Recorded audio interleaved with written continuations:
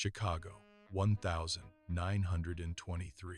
Inside the Calvieri brownstone, the very oxygen felt like a weight, heavy and motionless, as if the house itself were holding its breath. Domenico Calvieri sat at the head of the massive mahogany table, a king in a crumbling castle.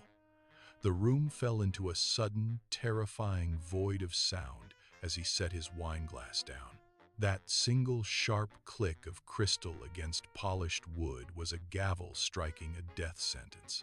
It silenced the room instantly. Opposite him, Eleanor sat like a statue carved from ice, her fingers rigid against her pearls, counting the beads as if they were prayers. The silence was not peace.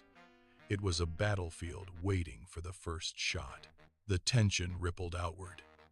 Marco leaned forward, his index finger tapping against the table in a rapid, uneven rhythm that sounded like a ticking bomb.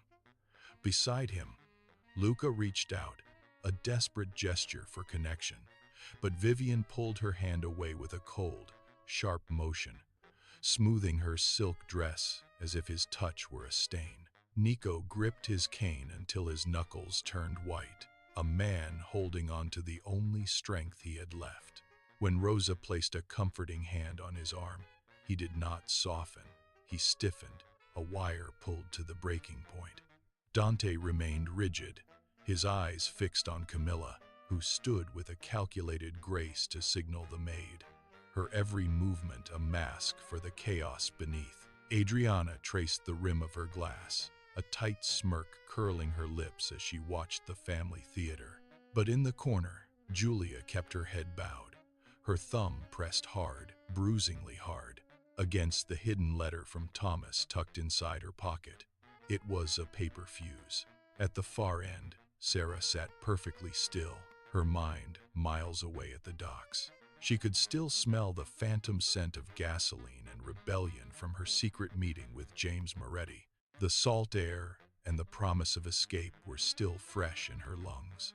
She looked at her father, then at her mother, and inhaled slowly, drawing the toxic air of the room deep into her chest, preparing for the end of the world. Marco raised his glass, his hands surprisingly steady. "To the family," he declared. The others echoed the words, their voices sounding hollow, like ghosts rehearsing a play they no longer believed in. Domenico did not smile. His predatory eyes scanned each face, searching for a tremor, a bead of sweat, or a guilty glance. He saw the masks, but he did not see the letter in Julia's pocket. He did not see the fire of rebellion behind Sarah's steady gaze. Beneath the floorboards, the tension had transformed into a silent, spreading fire, invisible but all-consuming. As they drank the bitter wine, their smiles tightened into grimaces.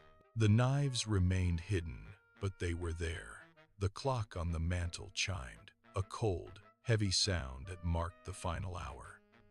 The room was filled with the invisible gas of betrayal, and every person at the table held a match. The empire they built was no longer a home, it was a tomb, ready to bury them all.